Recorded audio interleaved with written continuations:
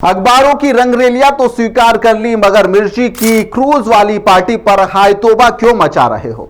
इंदौर शहर में बीजेपी नेताओं की धूर माने जाने वाले और यात्रा पैकेज का मास्टर भोजन पार्टी और संख्या लाने के लिए अक्षत चौधरी का कोई सानी नहीं है। कोई भी आयोजन हो, उनकी राजनीति की सीढ़ी की मजबूती ही उनका पैसा बताया जाता है।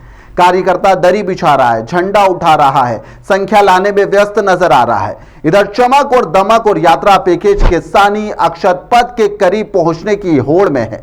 अक्षत चौधरी की अखबारों में सुर्खियां बनी हुई है, रंगरेलियों की खबर चल रही है। अक्षत ने मौन धारण कर लिया है। रूम नंबर 202 की रासलीलाएं बिल्कुल मंजूर कर ली गई है।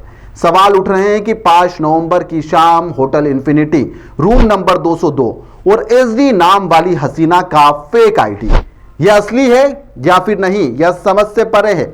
यह फिर दावा किया जा रहा है, खबरें चल रही है, आरोप लग रहे हैं। अक्षत वहीं पर रुके थे, खबर भी छपी है। अक्षत ने ऐसी चुप्पी साध ली जैसे किसी को उनका स्विच ऑफ वाला मोड मिल गया हो।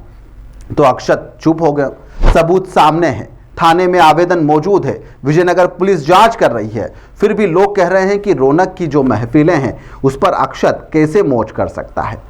मिर्ची की क्रूज पार्टी पर यहां पर बौखलाहट मची हुई है। क्रूज पार्टी और कुछ हाई प्रोफाइल युवतियां जिनका जिक्र किया जाता है कि वह कथाकथित दह व्यापार से भी जुड़ी हुई है। इंदौर की कुछ हाई प्रोफाइल युवतियां, चर्चित नाम है, नाम नहीं ले सकते, लेकिन अक्षत की बौखलाहट उससे बड़ी है। पागलपन भी पनपा है और जूता चाट पत्रकारों ने थोड़ी सी बुद्धि दी तो बेल बुद्धि की तरह अक्षत के द्वारा आवेदन तक दे दिया गया। एआई से मेरी इमेज खराब कर दी गई है, शायद गूगल भी उस पर तरस खाता होगा।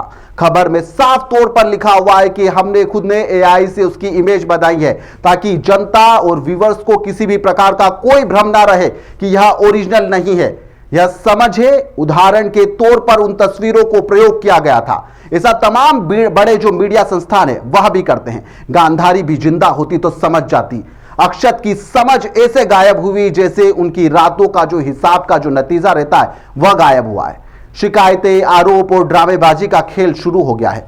कोर्ट खुला है, कोर्ट में जाइए, जांच के लिए कहिए, जांच बिल्कुल सामने आ जाएगी।